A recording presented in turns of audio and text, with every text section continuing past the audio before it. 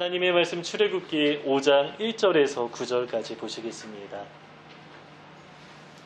네, 우리 함께 한 목소리로 읽겠습니다. 그 후에 모세와 아론이 바로에게 가서 이르되 이스라엘의 하나님 여호와께서 이렇게 말씀하시기를 내 백성을 보내라. 그러면 그들이 광야에서 내 앞에 절기를 지킬 것이니라 하셨나이다. 바로가 이르되 여호와가 누구이기에 내가 그의 목소리를 듣고 이스라엘을 보내겠느냐. 나는 여호와를 알지 못하니 이스라엘을 보내지 아니하리라. 그들이 이르되 히브리인의 하나님이 우리에게 나타나셨은즉 우리가 광야로 사흘 길쯤 가서 우리 하나님 여호와께 제사를 드리려 하오니 가도로 허락하소서.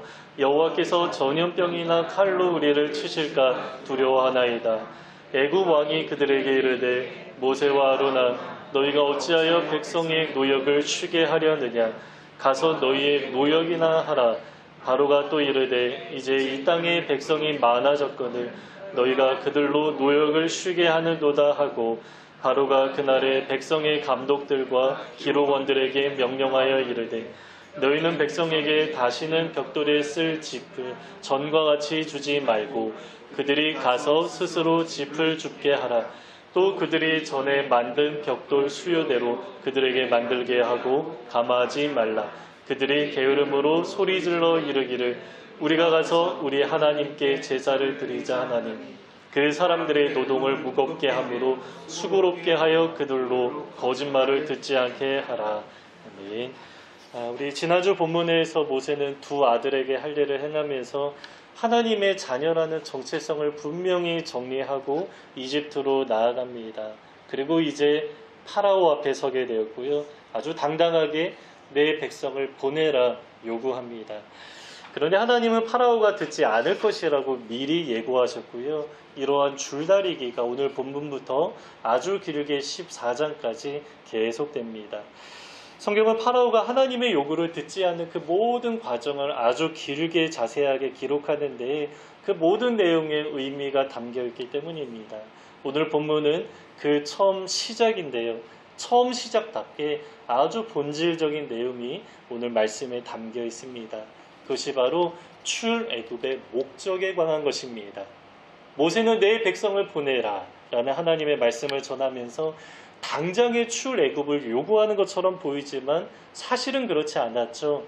우선은 잠시 광야에 다녀오겠다라고 하면서 시간을 달라라고 합니다.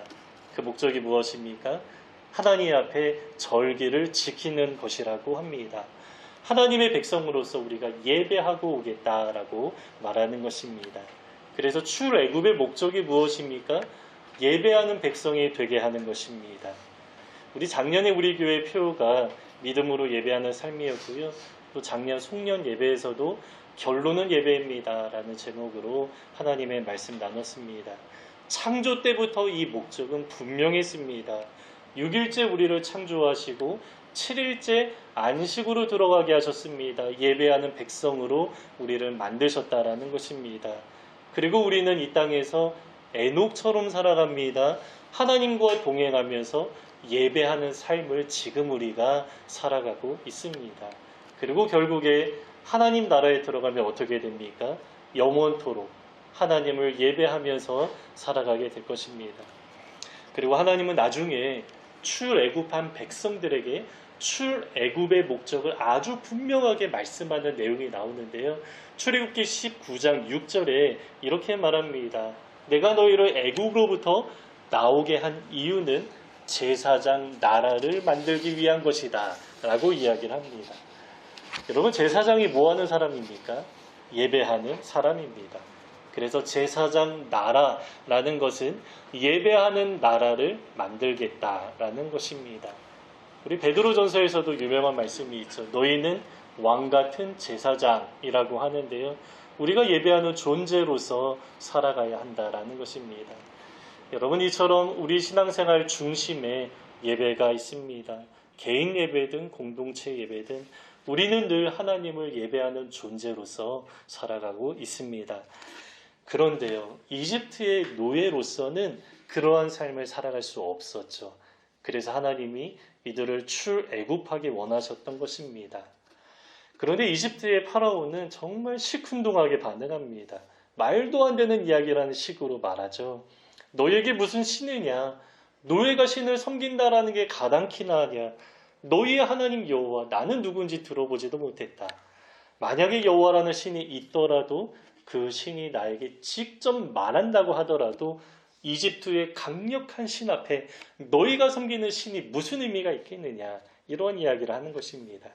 그러니까 노예로 살아가는 이스라엘 백성을 무시하는 동시에 그들이 섬기는 하나님까지 싸잡아서 무시하는 것입니다. 당시 이집트는 고대 근동에서 가장 강한 나라였는데요. 고대에서 강대국이라는 의미는 그 나라가 섬기는 신이 가장 크다, 이러한 의미이기도 했습니다. 그래서 고대의 전쟁은 신들의 전쟁이었죠.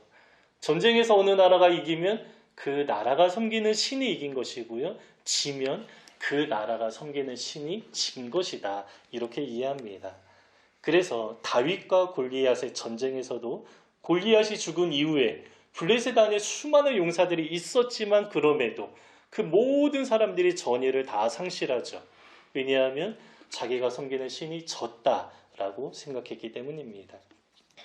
그런데 당시 이집트는 가장 강한 나라였기 때문에 자기 나라가 섬기는 태양신이 가장 크다고 생각했고요. 그 외에 여러 가지 신, 다신교를 섬겼기 때문에 많은 신들이 있었는데 이 모든 신들이 우리 나라를 보호해주고 있다, 이렇게 생각하고 있었습니다. 이러한 세계관에서 노예가 섬기는 신은 어떻습니까? 정말 작고 작은 신이죠. 그 신이 얼마나 힘이 없고 연약하면 그 신을 섬기는 백성이라고 하는 사람들이 노예로 살아가는 것입니까?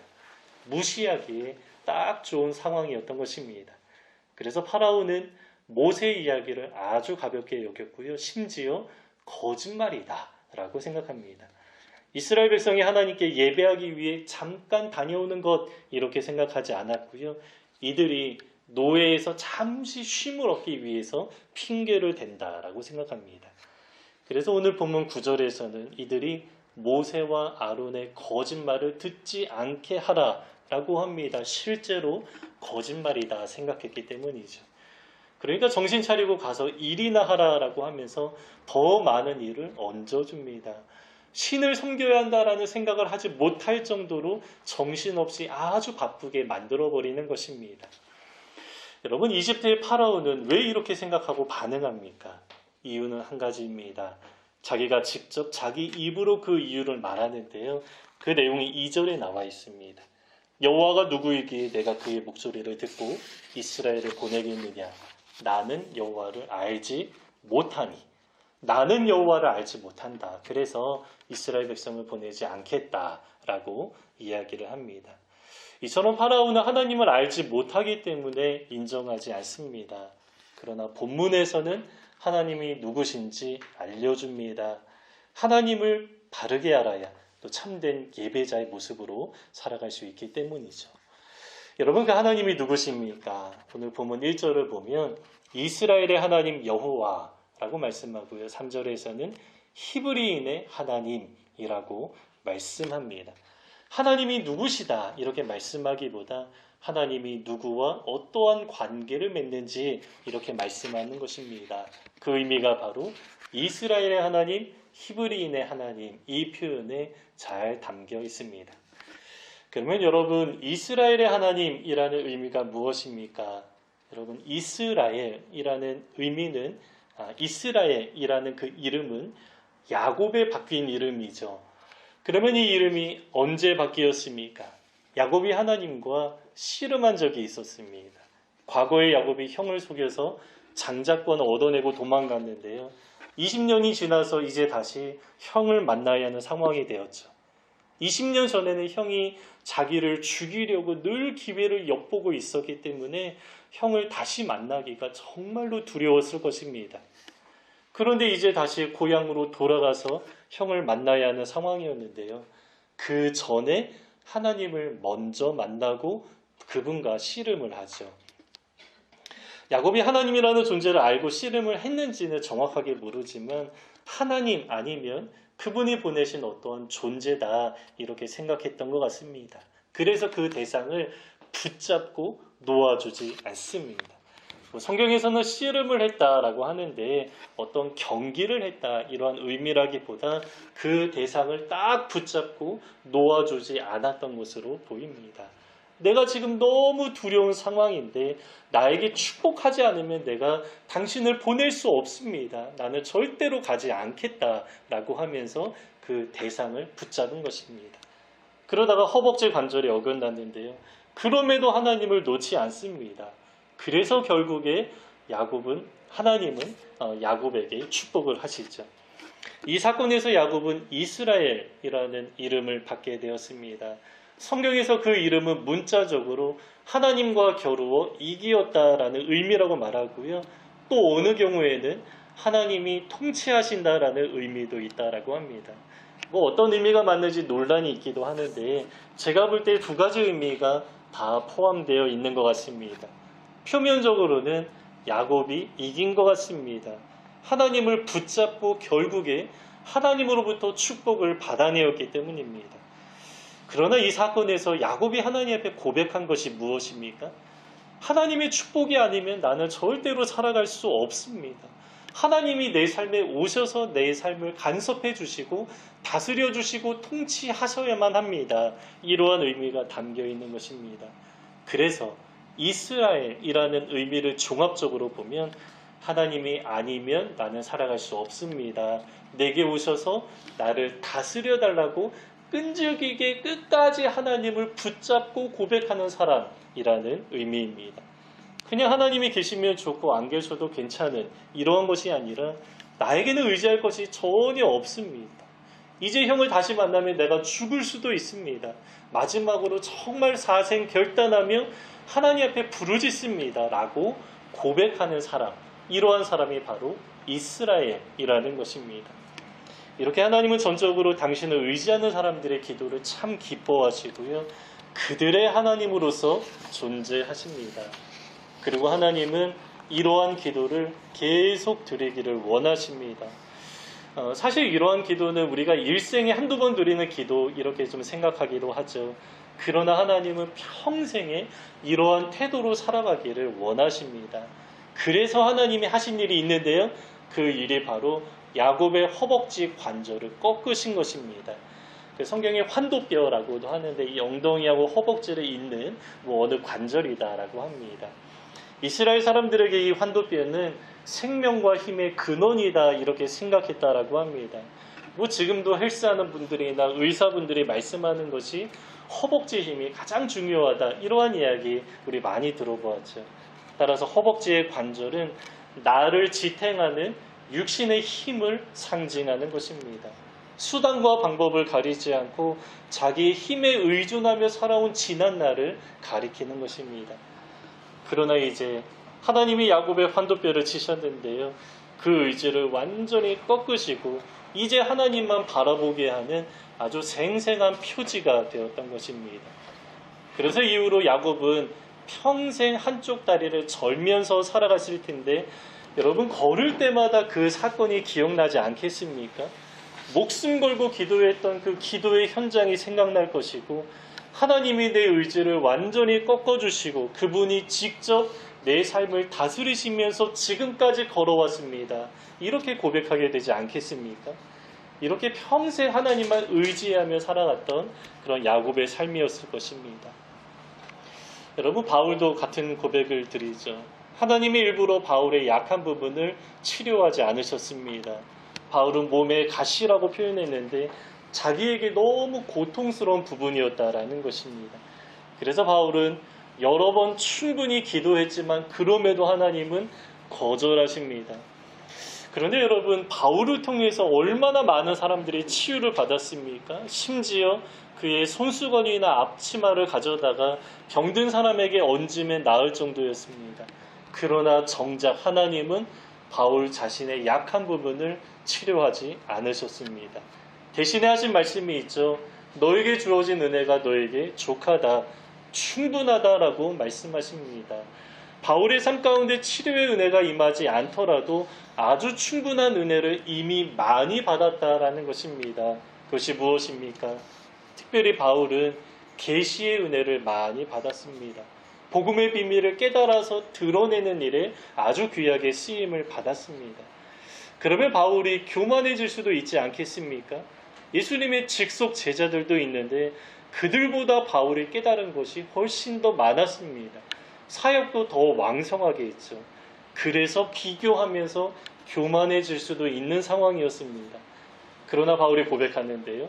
내게 주어진 이 계시의 은혜가 너무나 크기 때문에 내가 이것 때문에 교만해지지 않게 하기 위해서 하나님께서 내 육체의 약함을 허락하셨다. 이렇게 고백하고 정리합니다. 그리고 더 나아가서 아주 유명한 고백이죠. 약할 때 강함이 된다라고 고백합니다. 자기 육체의 모습을 보면 너무 부끄럽고 뭐 하나 자랑할 것이 하나도 없는 바울의 모습이었습니다. 그래서 바울은 어떻게 합니까? 이 육체의 연약함으로 인해서 나는 아무것도 아닙니다. 자랑할 것이 없습니다. 라고 고백하면서 아주 겸손하게 하나님만 바라보고 의지하죠. 그러니까 하나님의 강한 손이, 하나님의 크신 능력이 바울의 삶 가운데 임하는 것입니다. 그래서 약할 때 강함이 됩니다. 아주 당당하게 고백하는 것입니다. 여러분, 약함이 자동적으로 그냥 강함이 된다 이런 의미가 아니죠. 약할 때 어떻게 됩니까? 전적으로 하나님을 바라보고 의지하게 됩니다. 그때 하나님의 능력이 우리 삶 가운데 임하기 때문에 약할 때 강함이 된다라는 것입니다. 여러분, 우리에게도 그러한 기억이 있지 않습니까? 하나님이 아니면 살 수 없습니다. 오직 하나님만 붙들며 살아가기 원합니다. 이러한 기도를 드린 기억이 우리 인생 가운데 있을 것입니다. 어느 집회나 수련회, 일상의 예배 혹은 개인의 삶 가운데 한 번씩은 우리가 이러한 고백을 드리면서 지금까지 살아왔을 것입니다. 그러나 하나님은 지금도 여전히 우리 삶 가운데 이 고백을 드리기를 원하십니다. 그렇게 고백하게 하기 위해서 하나님이 하시는 일이 있습니다. 야곱의 허벅지 관절을 치시고 바울의 약함을 허용하신 것처럼 우리에게도 고난을 허락하십니다. 그래서 우리 삶에 재정의 어려움이 있을 수 있죠. 관계나 건강의 어려움도 있습니다. 여러 가지 풀리지 않는 문제 가운데 거하기도 합니다. 그런데 우리가 믿는 하나님은 전능하신 창조주 하나님 아니십니까? 그분에게는 이 모든 문제를 해결할 만한 능력이 충분히 있으십니다. 그러나 그렇게 하지 않으시는 이유가 있습니다. 여러 가지 고난을 통해서 나는 하나님 앞에 아무것도 아닙니다. 이 사실을 깨닫게 하시고 아주 겸손하게 하나님만 바라보고 의지하게 하시는 하나님의 선한 손길입니다. 여러분, 이것은 성경의 거대한 주제이고요. 특별히 시편에서도 가장 중요하게 다루는 아주 핵심적인 내용입니다. 또 예수님도 팔복을 통해서 이 내용을 다루시면서 가장 복된 자의 모습이 바로 이러한 상태다라고 예수님이 직접 말씀하십니다. 여러분, 하나님은 이러한 자의 기도를 들으시는 하나님이십니다. 그 의미가 바로 이스라엘의 하나님이라는 표현에 담겨 있습니다. 그래서 우리도 나도 이스라엘입니다. 이렇게 고백할 수 있습니다. 왜냐하면 우리가 하나님을 의지하며 바라며 살아가기 때문이죠. 그래서 우리도 당당하게 이스라엘의 하나님, 나의 하나님 이렇게 고백하는 것입니다. 그리고 앞으로도 평생 이스라엘의 모습으로 우리 모두가 살아갈 수 있으면 참 좋겠습니다.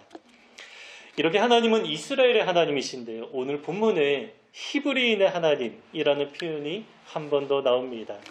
제가 지금까지 출애굽기를 설교하면서 이스라엘 백성을 히브리 백성 이렇게 표현한 적이 한 번도 없는데요. 조금 헷갈릴 수 있어서 단어를 사용하는데 조금 일정하게 하려고 노력했습니다. 그런데 사실 출애굽기에 유독 이스라엘 백성을 가리켜서 히브리인이라는 표현이 종종 나옵니다. 우리는 두 단어가 같은 대상을 가리킨다라는 사실을 잘 알고 있죠. 왜냐하면 이스라엘의 언어를 히브리어 이렇게 말하기 때문입니다. 그러면 여러분, 히브리라는 의미는 무엇입니까? 제가 찾아보니까 건너온 사람들이라는 의미가 있습니다. 아브라함은 유프라테스를 건너서 가나안으로 왔습니다. 야곱의 자손들은 나일강을 건너서 이집트에 이주하게 되었습니다. 이렇게 이스라엘 백성은 늘 나그네처럼 건너서 이주하며 살아왔습니다. 그런데 이주한 사람들의 삶이 어떻습니까? 굉장히 어렵게 살아가죠. 사회의 일원으로서 어떠한 권리를 제대로 누리지 못하는 경우가 많이 있고요. 억압받기가 참 쉽고요. 또 눈치 보면서 살아가기도 합니다. 그래서 고대의 히브리라는 단어의 어감은 멸시하는 말이었습니다. 우리 시대 외노자 이런 어감과 아마 비슷하지 않을까 생각합니다. 그러니 이 단어가 출애굽기에 자주 등장합니다. 왜냐하면 이스라엘 백성이 이주해서 어떻게 살아갑니까? 노예로 살아가기 때문입니다. 그런데 모세는 이 표현을 아주 당당하게 사용합니다. 본문에서도 히브리인의 하나님이라고 하는데요. 이러한 의미가 담겨 있는 것입니다. 지금은 비록 우리 민족이 노예 생활을 하고 있고 당신들이 우리를 멸시하지만 그럼에도 전능하신 창조주 하나님이 우리의 하나님입니다. 우리를 자녀 삼아주시고 우리를 위해서 아주 큰 능력을 베풀어 주실 것입니다. 이러한 의미를 포함해서 스스로도 히브리인의 하나님이라고 당당하게 말하는 것입니다.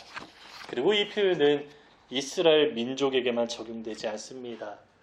하나님은 차별하는 분이 아니시죠. 하나님의 마음은 민족과 혈통과 상관없이 모든 사람을 향하십니다. 그 마음이 출애굽기 22장에 잘 나와 있는데요. 제가 한번 읽어보겠습니다. 하나님이 이스라엘 백성들에게 하시는 말씀인데 이렇게 말합니다. 너는 이방 나그네를 압제하지 말며 그들을 학대하지 말라. 너희도 애굽 땅에서 나그네였습니다. 출애굽한 이후에 말씀하는 것입니다. 그래서 너희도 출애굽해서 노예 생활에서 해방되었는데 다시는 너희가 노예를 만들지 말라라고 합니다. 또 너는 과부나 고아를 해롭게 하지 말라. 노예뿐만 아니라 정말로 가난하고 의지할 데 없는 그러한 사람들을 잘 돌보라 하나님 말씀하십니다. 그리고 이어서 내가 만일 그들을 해롭게 함으로 그들이 나에게 부르짖으면 내가 반드시 그 부르짖음을 들으리라. 여러분 민족이 상관없습니다. 이스라엘 백성 하나님의 사랑을 입어서 선택받은 이스라엘 민족이 외국인들을 해롭게 하면 하나님이 어떻게 하십니까? 자기 백성을 직접 심판하겠다. 이렇게 말씀하는 것입니다. 이처럼 하나님은 이스라엘 민족만 편애하는 분이 아니시죠. 이스라엘이나 이방 민족이나 조금도 상관하지 않으시고 누가 누구를 괴롭게 하며 하나님은 약한 자들의 하나님이십니다. 억울한 자들의 고통을 들으시는 하나님이십니다. 신약에서도 예수님 그렇게 말씀하셨습니다. 지극히 작은 자 하나에게 한 것이 나에게 한 것이다 라고 말씀하시면서 지극히 작은 자 하나와 예수님 자신을 동일시하시죠. 그래서 우리가 하나님 앞에 섰을 때 하나님은 이렇게 말씀하신다라고 합니다. 내가 줄일 때 먹을 것을 주었고 목마를 때 마실 것을 주었고 나그네 되었을 때 영접했고 헐벗었을 때 옷을 입혔고 병들었을 때 돌보았고 옥에 갇혔을 때 와서 보았다 라고 말씀합니다. 그러면 사람들이 아주 깜짝 놀라서 우리가 언제 그렇게 했습니까? 라고 질문한다라고 하죠. 그때 하나님의 대답이 이렇습니다. 지극히 작은 자 하나에게 한 것이 나에게 한 것이다. 잠언 19장 17절에도 같은 말씀이 있습니다. 가난한 자를 불쌍히 여기는 것은 여호와께 꾸어드리는 것이니 그의 선행을 그에게 갚아 주시리라. 우리가 가난한 자에게 선행을 베풀 때에 마치 하나님이 우리에게 빚진 것처럼 대신 갚아주신다라고 말씀합니다. 하나님을 향한 마음이 어디에 있기 때문입니까? 가난한 자들에게, 억울한 자들에게, 작은 자들, 소외당하는 자들에게 있기 때문입니다. 그래서 우리가 히브리인의 하나님을 섬기는 자로서 어떠한 사람을 억압하거나 괴롭게 하면 안 되는데요. 한편 우리가 이 세상에서 어떻게 살아갑니까? 우리도 이 세상에서 약자로 살아갑니다. 그래서 히브리인의 하나님은 우리의 삶을 위로하신다. 이러한 의미도 포함되어 있습니다. 왜냐하면 세상의 다수는 넓고 편한 길을 걸어갑니다. 소수의 사람들만이 하나님을 믿고요. 좁은 길을 걸어가고 있습니다. 그런데 여러분 길이 다르다고 삶의 현장이 다른 것은 아니죠. 똑같은 현장에 있지만 다른 가치를 가지고 살아가고 있습니다. 그래서 어떻게 보면 우리도 이주한 사람으로서 살아가고 있죠. 우리의 신앙이 분명해지면 분명해질수록 사람들이 우리를 낯설게 여길 것입니다. 그리고 우리를 이해하지 못합니다. 어리석게 생각하기도 하고요. 아주 쉽게 우리를 무시하기도 합니다. 본문의 파라오처럼 우리가 믿는 신앙이 거짓말이라고 아주 노골적으로 말하기도 합니다. 직접 말하지 않아도 여러 매체나 또 영화 이런 것들을 통해서 신을 부정하는 메시지들을 얼마나 많이 말합니까? 그리고 더 나아가서 하나님을 모르는 사람이 권력자라면 어떻게 됩니까? 하나님의 백성들의 고통은 더 많이 커집니다. 그래서 지금 중국에서 유독 그리스도인들을 탄압하고 있고요. 교회들이 문을 닫고 있는 현실이죠. 북한에서도 지하교회 성도들이 숨죽여 예배하거나 고통 가운데 살아가고 있습니다. 오늘 본문에서도 그러한 모습이 나타납니다. 파라오가 노동의 강도를 더 강하게 하면서 하나님을 예배할 만한 마음의 여유를 조금도 주지 않게 만드는 것처럼 여러분, 우리의 신앙을 아주 가볍게 여기고 무시하는 일들이 지금 우리가 살아가는 현장 속에서도 나타납니다. 혹시 이러한 경험이 없는 분들이라면 여러분, 전도를 해보면 잘 느끼게 됩니다.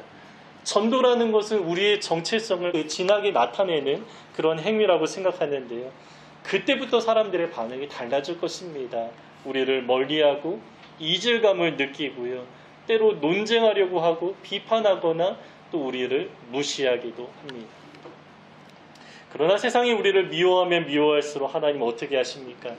그냥 멀리서 지켜보기만 하지 않으시죠. 전능하신 창조주 하나님께서 나의 백성이다라고 말씀하시고 우리를 위로하시고 때로 당신의 능력을 우리 삶 가운데 나타내 보여주십니다. 그 하나님의 능력으로 인내하게 하시고요. 그 하나님의 능력 때문에 우리에게 주어진 사명을 잘 감당하게 하시고요. 열매도 주십니다. 또 다양한 방식으로 내가 우리의 편이다, 내가 너희의 편이다 라는 사실을 드러내어 주십니다. 그래서 우리는 그 하나님을 믿고 바라면서 무엇을 하며 살아가는 것입니까? 예배하는 것입니다.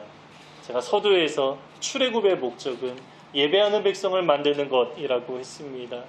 우리가 이 세상에서 이방인으로 살아가지만 신실하게 하나님이 나의 하나님이십니다, 우리의 하나님이십니다 고백하면서 하루하루를 살아가는 것입니다. 하나님은 이처럼 당신을 바르게 하는 백성들, 또 하나님을 예배하는 백성들을 만들어내기 원하십니다. 그래서 6개월의 긴 줄다리기 속에서 이스라엘 백성을 결국에 출애굽하게 하시고 하나님을 바르게 알아가게 하시면서 제사장 나라, 예배하는 나라를 결국에 하나님이 만들어내십니다. 그래서 지금도 선교지에서 하나님의 사람들이 그 수많은 핍박을 받아내면서 결코 포기하지 않는 것이 무엇입니까? 하나님을 예배하는 삶만큼은 포기하지 않습니다. 그래서 하나님의 백성이라면 어디서나 335 모여서 숨죽여 예배하는 삶을 살아가고 있는 것입니다. 여러분, 우리도 이 세상에서 이주한 사람으로서 살아가고 있습니다.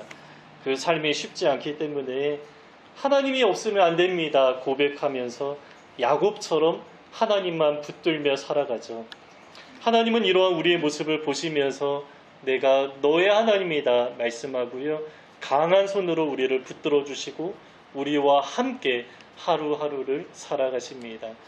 여러분, 그 하나님이 우리에게 참된 위로가 되면 참 좋겠습니다. 그리고 우리를 구원하신 목적에 합당하게 우리 또한 하나님을 예배하며 살아가는 그 삶을 포기하지 않기를 원합니다. 이렇게 살아가고자 분명히 결단하는 우리 삶에 하나님의 위로와 능력이 더 많이 선명하게 드러날 것입니다. 그 하나님을 더 많이 바라고 의지하며 살아가는 우리 모든 삶이 되시기를 주님의 이름으로 축복합니다. 오늘 본문 다시 한번 읽고 설교를 마치려고 하는데요. 이스라엘의 하나님이라는 표현이 나오고요. 그리고 3절인가요? 히브리인의 하나님이라고 나오는데 제가 굵은 글씨로 표현했습니다. 그래서 여기서 이스라엘 그리고 히브리인 여기에 자기 이름을 넣어서 김의수의 하나님, 이런 식으로 한번 좀 읽어보면 좋겠습니다. 우리 같이 읽겠습니다. 그 후에 모세와 아론이 바로에게 가서 이르되 김의수의 하나님 여호와께서 이렇게 말씀하시기를 내 백성을 보내라. 그러면 그들이 광야에서 내 앞에 절개를 지킬 것이니라 하셨나이다. 바로가 이르되 여호와가 누구이기에 내가 그의 목소리를 듣고 이스라엘을 보내겠느냐. 나는 여호와를 알지 못하니 이스라엘을 보내지 아니하리라. 그들이 이르되 힘의 주의 하나님이 우리에게 나타나셨은즉 우리가 광야로 사흘쯤 가서 우리 하나님 여호와께 제사를 드리려 하오니 가도록 허락하소서. 여호와께서 전염병이나 칼로 우리를 치실까 두려워하나이다. 애굽 왕이 그들에게 이르되 모세와 아론아 너희가 어찌하여 백성의 노역을 쉬게 하려느냐. 가서 너희의 노역이나 하라. 바로가 또 이르되 이제 이 땅에 백성이 많아졌거든 너희가 그들로 노역을 쉬게 하는도다 하고 바로가 그날에 백성의 감독들과 기록원들에게 명령하여 이르되 너희는 백성에게 다시는 벽돌에 쓸 짚을 전과 같이 주지 말고 그들이 가서 스스로 짚을 줍게 하라. 또 그들이 전에 만든 벽돌 수요대로 그들에게 만들게 하고 감화하지 말라. 그들의 게으름으로 소리질러 이르기를 우리가 가서 우리 하나님께 제사를 드리자 하나니 그 사람들의 노동을 무겁게 함으로 수고롭게 하여 그들로 거짓말을 듣지 않게 하라. 아멘.